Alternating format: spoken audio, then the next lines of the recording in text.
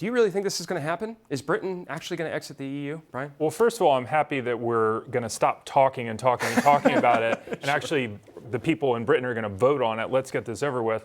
The markets are surging based on the idea that it's not going to happen, that the Remain vote is going to win, but the polls are so close.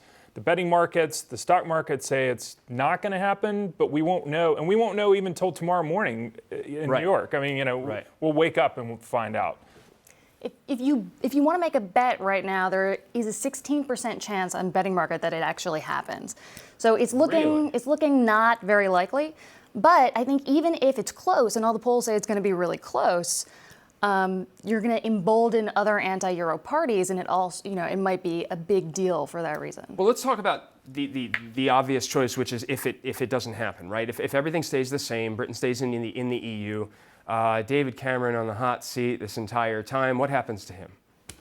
I think he's probably on his way out. Yeah, I mean, I think, this whole thing started because he was under pressure from the right, from this independence party, and he said, fine, we'll hold a vote. And then it just kind of spiraled out of control. And now, it threatens to it's already kind of roiled the entire European economy and the global economy. And I don't think he comes out looking good, even if they hang on. Right. And what else do you think is going to happen?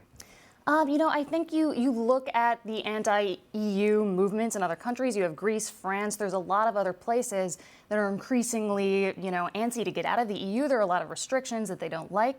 So I think, if you see this as a close vote, which it really very well could be, you might have other referendums that actually go further and maybe actually leave. But you'll get a big sigh of relief from big business because big business does not want this to happen. At all. They see the efficiencies in having a kind of a group, kind of a regional market and a regional. And they like certainty, and they're not going to like the uncertainty of a 2-year possible period of negotiating the exit. And what does it mean? How does Britain, how do you negotiate with Europe on trade deals? And it'd just be a big mess. You have a big financial center in London, and a lot of those banks are saying they could leave so that they would still have access to the single market, maybe open an office in Amsterdam, and still be able to keep those trade agreements within the EU.